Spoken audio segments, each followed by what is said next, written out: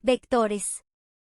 Con este tutorial se podrá a. Ser capaz de identificar la magnitud, dirección y sentido de un vector. b. Identificar las componentes de un vector. c. Caracterizar geométricamente al vector u. En términos de los vectores unitarios, y j asociándolos con las componentes del vector u, de la forma u igual a i más b, j. Esta es la historia de una travesía de Marco y su hermano Polo. Ellos anhelan tomar una manzana de un árbol, pero tenía un pequeñísimo problema. Dicho árbol se encontraba en la cima de una montaña que no podían escalar, por lo que, como buenos hermanos, hicieron lo más lógico para resolver el problema. Discutir. Ellos sabían que necesitaban arrojar una piedra para poder obtener la manzana, por lo que a Polo se le ocurrió una idea. Recordó de sus conocimientos que una doctora de su universidad le había enseñado usar magnitudes para ver cómo deberían hacer el lanzamiento de la piedra. ¿Magnitudes? Polo todo emocionado por saber que su aprendizaje no fue en vano. Sí, magnitudes, nos permiten presentar qué tanto hay de algo.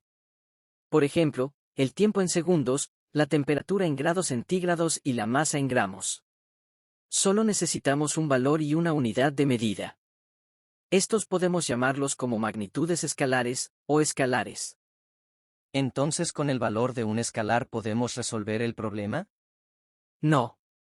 Existen magnitudes que no pueden ser definidas únicamente por un valor y una unidad. Para eso hacemos uso de vectores.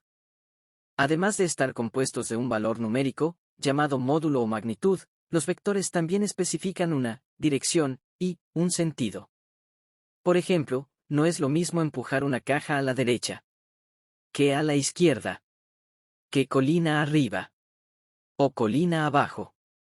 ¿Entonces eso es un vector? Sí. Esto es un vector en un plano. Esto es, en dos dimensiones. Un vector está compuesto por un sentido, indicando la dirección hacia la cual será lanzado. Y un módulo, que representa la magnitud, en este caso, el valor de la fuerza con la que debe ser lanzado. Además, incluye una dirección que corresponde al ángulo en el que lanzaremos la piedra. Este ángulo nos permite determinar la orientación que tomará el vector o nuestro lanzamiento, y se mide en grados, variando desde 0 hasta 360 grados.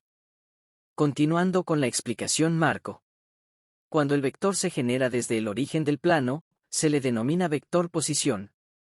En nuestro caso, el lanzamiento se origina desde el lugar en el que estamos parados, siendo este el punto inicial del recorrido de la piedra.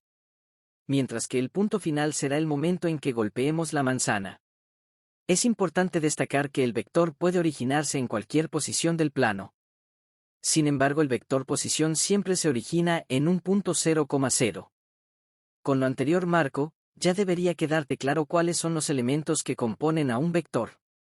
Ok, pero ¿cómo podemos visualizarlo geométricamente en el plano? Utilizaremos componentes que describen cómo se mueve o desplaza un vector a lo largo de un eje en el plano. Un vector está compuesto por sus componentes, tanto de forma vertical, denotada por b, como en la horizontal, denotada por a.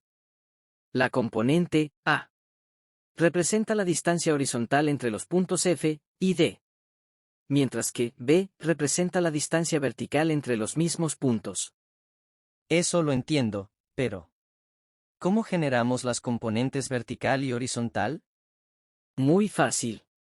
Utilizaremos vectores unitarios para generarlos. Déjame explicarte. Los vectores unitarios y j son vectores con una magnitud de 1, y están asociados a los ejes coordenados, como se muestra en la figura. Estos vectores nos ayudan a determinar la dirección de cada componente. Es decir, i igual a 1,0 representa el desplazamiento horizontal. Y j, que es 0,1, el vertical. Si multiplicamos el vector unitario y, por ejemplo, por el escalar 6, obtendríamos un vector con componente 6,0. Lo que significa que nos moveríamos hacia la derecha 6 unidades. ¿Y cómo puedo representar eso? Podemos representar un vector de la forma U igual a B, que es lo mismo que A, I, más B, J, siendo igual que U de X y U de Y, o sea los componentes horizontal y vertical del vector.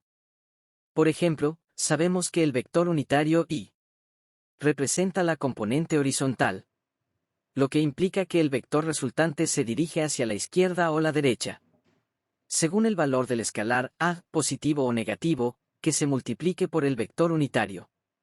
Este valor del escalar será la componente horizontal del vector resultante, en este caso el vector U. Además, podemos observar que las expresiones que representa el vector U varían simultáneamente con los escalares que multiplica al vector unitario Y. En resumen, la expresión del vector en términos de y J nos permite visualizar una forma de representar el vector resultante U. De igual manera, este comportamiento se observa para el vector unitario J, el cual indica el movimiento vertical que tomará nuestro vector. Es decir, ir hacia arriba o hacia abajo. Los valores de los escalares determinarán este movimiento, por lo que es importante comprender su significado al generar nuestro vector.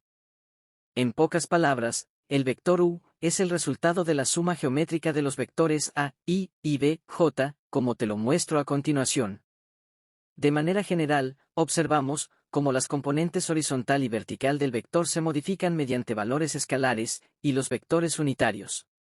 Estos cambios alteran la forma del vector, que puede variar dependiendo de los valores asignados, dando lugar a diferentes representaciones geométricas.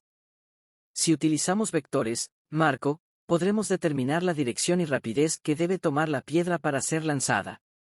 Con eso, podremos calcular cuánto se desplazó horizontal y verticalmente hasta alcanzar la manzana que podremos comer después. Vectores. Con este tutorial se podrá A. Ser capaz de identificar la magnitud, dirección y sentido de un vector. B. Identificar las componentes de un vector. C. Caracterizar geométricamente al vector U en términos de los vectores unitarios, I y J asociándolos con las componentes del vector U, de la forma U igual a I más B, J. Esta es la historia de una travesía de Marco y su hermano Polo. Ellos anhelan tomar una manzana de un árbol, pero tenía un pequeñísimo problema.